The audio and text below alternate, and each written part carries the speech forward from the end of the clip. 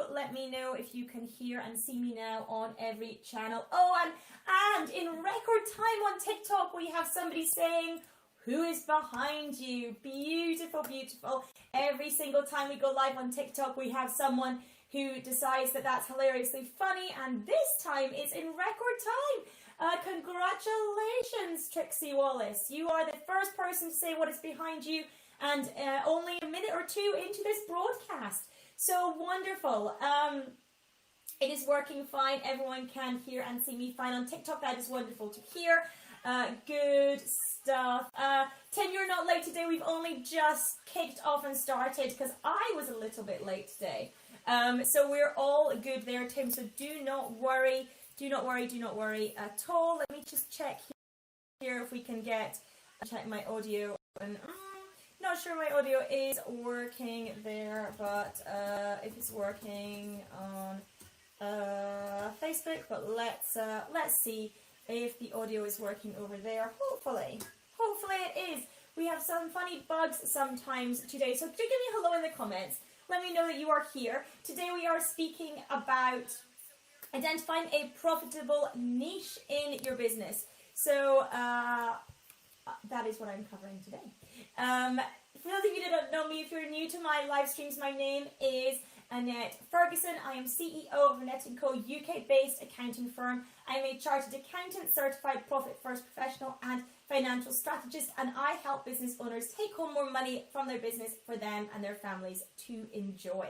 So today we are speaking about identifying the profitable niche for your business, and that is true whether or not you currently run a business and you are playing with the niches, or you are perhaps thinking about pivoting and changing your niche. If you're not sure that your niche you're currently in is profitable, or if you're starting a business and you are hearing about niching down, is it a good thing to do?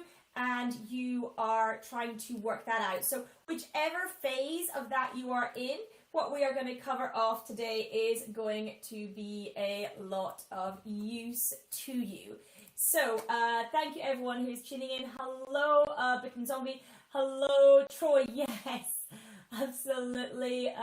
Thank you for joining me. Thank you for tuning in. Choices, Mistakes, Goals. Thank you for joining me over on Instagram as well. Whichever platform you're on, thank you so much for tuning in. Who have we got on Uncover? Well, the Uncover Wealth community. Nick, hello. Thank you for joining me today.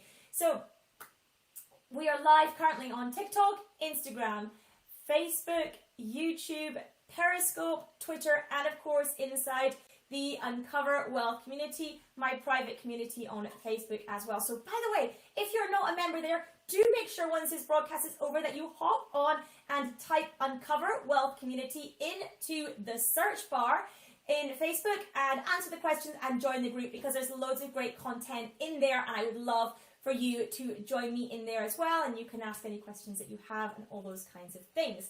So thank you. I am appreciating the compliments as well. I also massively appreciate the loves, the shares, the hearts, the likes, the follows, the friend requests, the subscribes, all those beautiful things. Whichever platform you happen to be on, I am massively, massively appreciative. So thank you so much for that. So today we are speaking about identifying a profitable niche. So I have a few notes here that I have so that I make sure that I cover everything off with us today. So thank you for being patient with that. So basically, we want to be a specialist when it comes to working with our customers.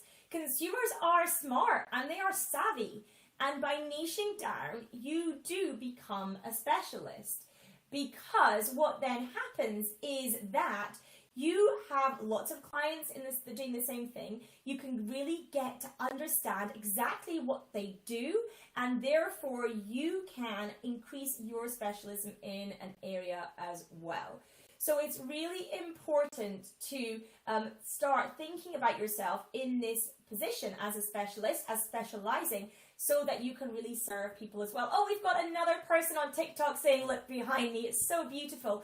I feel like people on TikTok don't seem to realize that I actually can see behind me on the camera. and therefore I don't need to look behind me because I know exactly what is happening behind me at any point in time. So it's really, it's really quite bizarre. But hey ho, we also seem to have a lot of crazy trolls on TikTok this morning as well. For those of you who aren't on TikTok and do hear me speak about the trolling, etc., that happens on there, then please don't be put off by it. I know it can be incredibly off-putting, but all you have to do, it's really simple, because all you have to do is click on those people and hit block.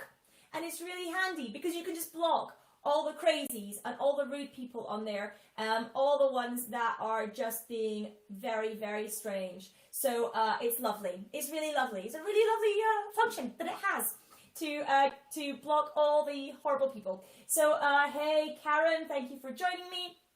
I do appreciate it. So that is why it's important to start thinking about niching in your business, is to get that specialist positioning in there as well. And you know, a lot of people, when they start thinking about having a niche in their business, about niching down, about specializing or niching, of course, as they say in the US, if we have any US people watching, people can be can overthink it a little bit, and you can get caught up in the thinking and then not take action on it. It's more important that you take action and be wrong and then change your niche at a later point in time than you overthink and you get stuck and you never choose any niche at all where it's still on your to-do list. So what I challenge you to do is, if you have not niched in your business, if you're thinking about a niche or you're thinking about pivoting a niche, give yourself a week maximum to choose one. You can do the things that we're going to speak about in the session today, but give yourself a week and make a decision and implement the decision and just get it done. Because if you need to change it in the future, that's okay, but at least you're not overthinking it and you're getting dug in the detail of it, and then you're not ever actually implementing and moving the business forward. So the thing is that people need to be clear when you choose a niche that they can get the results that they want, and they need to be clear that when they are reading things that they understand the benefits to them, and they understand what you are saying online or offline actually is speaking to them. And again, that's why it's really great to be thinking about a niche. So like I said, commit to 1 week max where you decide and you implement a niche in your business. And how we start thinking about a niche is that we want to actually go as deep as we possibly can when we are assessing what that niche might be. So think of your niche as a segment within a segment within a segment. The more layers, typically the better in reality. And people can worry that their niche is so specialist that actually there are not enough people in that niche to serve. In reality, that is often incredibly rare. It can happen, but don't assume that you're the one person that's there. I'll give you some things to look out for later in this session as well that will help with understanding that too. So thank you everyone who is joining me. Thank you for tuning in. Thank you for the follows, the likes, the friend requests, the shares, all those incredible things. I massively appreciate it, whichever platform you are on. So thank you for that. So the biggest question that your prospect has when they are looking for your services is, will this work for me? Now, when they are asking that, will this work for me, they don't necessarily ask you that. They don't necessarily say it out loud, but they are saying it in their heads. So what you want to do is basically be specific about how you can address the issues for them and close that gap, and basically have it so that the answer is yes when they are looking at what you do. So building out that messaging that this is for you when they are asking, will this work for me? So making sure that the answer is yes in everything you produce, in your positioning, in your content, all those things. Many people also worry about balancing niching down and growth and how that works. There is fear, like I said, about choosing the wrong niche, the wrong demographic. There's often fear by people that niching down too far and too specific is going to block out a lot of work, and they're actually not going to work. get work as a result. Usually you need a fraction of 1% of your viable market share to do well, and typically therefore it's not going to hurt your opportunity to succeed by niching down. In fact, it's the opposite, because people will be looking for a niche expert. People will be searching for that, and if you come up, it's more likely they're actually going to choose you to work with. And like I said, if you do choose a niche and it turns out not to work for you, you can change things, and that's completely okay as well. So let me see if I've got any questions coming in. What is a niche? A niche is a specific sector or demographic that you want to focus on with your business. That is essentially what a niche is. So looking at the blend of sector and demographic, you may have also heard it called niche. If you are in the US, then you may have heard it called niche as well. But it's a niche here in the UK is how we pronounce it, and most of Europe as well. So let's see if we have Nick is saying what is my niche. My niche are online service-based entrepreneurs looking to increase the profit in their business. So that is what we focus on primarily with our niche offerings. So thank you for asking. Yeah, absolutely. Excellent. So let's have a look. Okay, good. I think I've got all the questions. So what we need to think about when we are choosing a profitable niche or finding a niche that is profitable is we have to try, if at all possible, to avoid having a bleeding heart, okay? And so what I mean by that is, you could say, I really want to be a finance coach for somebody that struggles with their money. And that's great. That's incredible. But being a finance coach for people who have no money means they have no money to pay you either. So making sure that you understand that the people and the niche that you're focusing on do have the means to invest in you at the price points that you offer is going to be incredibly important. Now, if you do want to serve these people, maybe you look for a different structure for that once you have a financially viable and a financially successful business. Maybe you have some kind of scholarship program then for those people, or maybe you have some kind of charitable services or not-for-profit or something that focuses on that, and you do that a different way. But when you're looking at your actual business and the business finances, setting it up to make sure that the people that you are going to attract are those that have the means to invest in what you offer at the price points and positioning that you're going to be doing it. So that's what I mean by that. How can a profitable Geo, how saying how can a profitable niche be acclaimed when not always from I don't quite understand the phrasing there, Harris. If you can reword that, how can a profitable niche be acclaimed when not always from a bleeding heart? If you can reword that for me, because I'm not quite sure what you mean there, and let me know. Karen is asking, what is a bleeding heart? It's an expression which just means don't focus on basically giving away everything for free because you feel sorry for people, or you're doing it out of charity, because you can set up a charity to do that, but that's not what your focus of your business should be. So that's what that means. As well as having the means to invest in what you offer at the price point you offer it, at the positioning and value that you offer. Also, do your prospective clients in that niche have the mindset to do it as well? Is their mindset in the right place to invest in the type of thing that you are providing for them? So getting really clear on what your demographic is, what your sector is, so that both of those exist. They have the means to invest and the mindset to invest as well.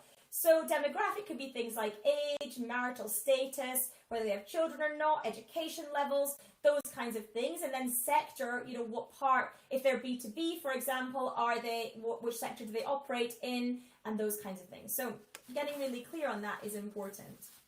Are they employed? Are they self-employed? Do they run a business? All those kinds of things if you're looking at the B2C model as well. So another question that you want to ask yourself in identifying a profitable niche is, are you trying to preach to the converted, or are you trying to convert? So the fastest route to the cash is if you are preaching to the converted, if you are selling to people who already see the value of what you offer, they believe in the service that you offer, and what they are doing is they are choosing you over, say, someone else.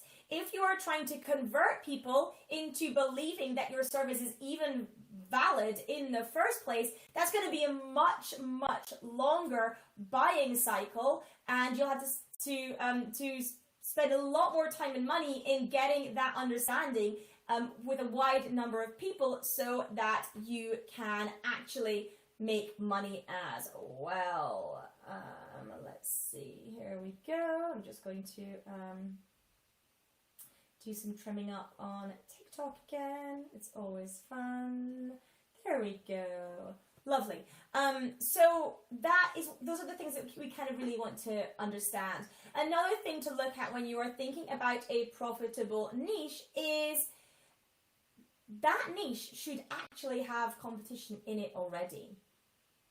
So if you go and you Google people in your niche and you can't find anyone, then that's probably a little bit of a red herring, because you actually want to ensure that people are operating in that sector and they're able to run viable businesses in it. If you are looking and you can't see anyone running a financially viable business in the niche you are looking to specialize in, that might be a bit of a flag for you. So again, do your research on that and see if you can find other people, essentially searching out your competition in your niche. Find that people are buying with your expertise, find people are buying in that particular niche, and you are going to make sure that you can just cut into a part of that niche. So the other thing you need to make sure about is, are you able to connect with the people in the niche that you have planned to connect in? So if they are people that, let's say, love face-to-face networking, and let's say you hate face-to-face networking and you want to be traveling around the globe, then you're going to have a problem there. You're not going to be able to connect with the people in that niche. So making sure that you understand how they like to connect and how they like to operate, and whether you are able to do that as a business, whether that is something you can do or not. And if you can't, that's going to be a problem too. So understanding that is going to be very, very important as well. And also having some kind of relatability to the niche can also help too, so that when you are speaking to people, you can understand what's happening with them too. So let me just check the questions. Nick is saying, how is it best to test a potential niche? So doing these pieces of research, Nick, is going to be really important. Making sure that there's competition already for that niche. Making sure that people in the niche understand the need for the service, so you're not preaching, you're preaching already to the converted and you have that in place. Understanding the makeup that they have in terms of their mindset and in terms of their ability to afford what you offer. All those are going to be good. And then it's about choosing it and going for it. Just doing it. Just going out and going into the niche. Putting out content that's relevant, putting out your positioning that's relevant, and giving it a go. But not giving it a go for a week or 2 weeks or 3 weeks. Really going all in on that niche for a length of time that's going to give you the data you need. In order to assess if it's still working for you, if you're enjoying it, and all those kinds of things. That's the best way to do that, Nick. Thank you for the question. So let's see what other questions we have coming through here as well.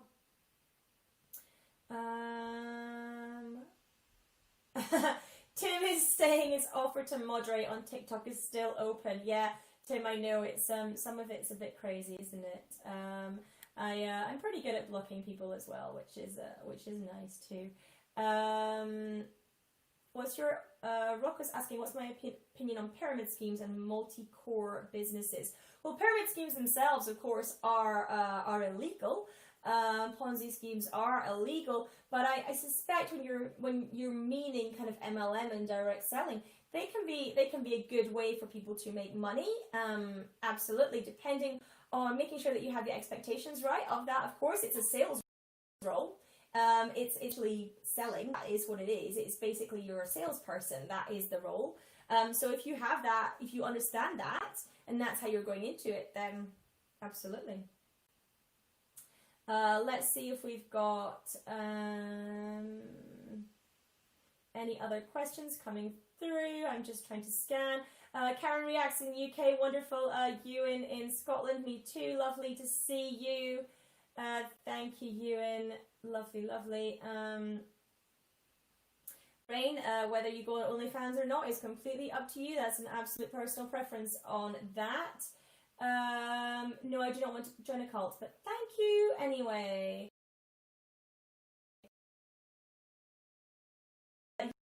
They all get blocked, so it's all good. Lucy, thank you for saying hello as you come on. I appreciate it. So that is what I wanted to cover off today in terms of identifying a profitable niche, understanding can they afford your services, and is their mindset in the place where they will buy, making sure that you can connect with them, that there is some connection there, there's a way that you can get in touch with people, and that you can speak to them. And basically making sure there's competition already in your marketplace as well when you are thinking about it, making sure that you choose a niche where you can actually go deep and you can get those few layers down so that you can attract people who are looking for a niche expert as well. Avoiding the bleeding heart situation, of course, at the same time. So I think that is all the points that I had. What I encourage you to do, massively encourage you to do, is decide and go for it. Within the next week, I want you to have your niche chosen and be working on your niche. Be putting stuff out there for your niche, because it is a great way to build up your credibility, and it's a great way to start specializing and getting more and more clients, and basically it all feeds into your profitability as well. Because when you niche too, this is another thing I didn't mention, when you niche as well, what you can end up doing is you end up becoming incredibly efficient at serving that niche, and that in itself helps create extra profitability as well because of the efficiencies that you have too. So I appreciate that very much. Nick, thank you for your kind words. I very, very much appreciate it. So thank you for that as well. Let's see, what have we got here? Sometimes you can create the first of a new product. You can, Gio Harris, sometimes, but you need to make sure that there are people still buying in that niche. Now, you may have a completely new product or service, but you need to make sure that the need for that is there, and that people are buying in that niche anyway. Perhaps slightly different things, but they are buying in that niche. It's important to have that in place.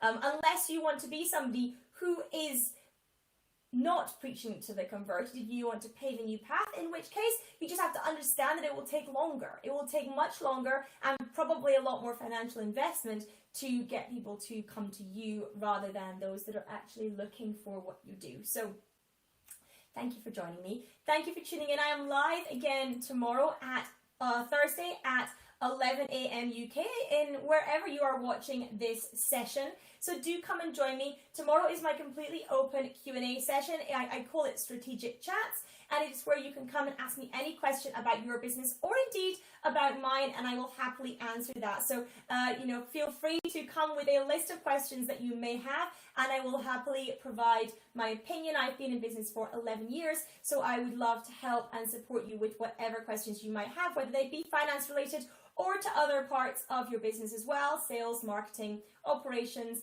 whatever that might be. If you have just tuned in and you've missed the beginning of finding a profitable niche, then you can hop over to my YouTube channel and catch the replay there. Make sure you subscribe whilst you are there. To get a shortcut to my YouTube, you can just go to AnnetteFergs.tv and you'll find me there. So it's ANNETTE fergs.tv, and you will find me there. And like I said at the beginning, I invite you to come and join me inside the Uncover Wealth community. That is my private community on Facebook, completely free for business owners and entrepreneurs. I have exclusive trainings that happen in there as well. So I would love you to come and join me inside the Uncover Wealth community. Just hop over to Facebook, search it in the search bar, answer the questions, hit join, and you will be able to come right in as well. So thank you everyone for tuning in. I very, very much appreciate it. I will see you all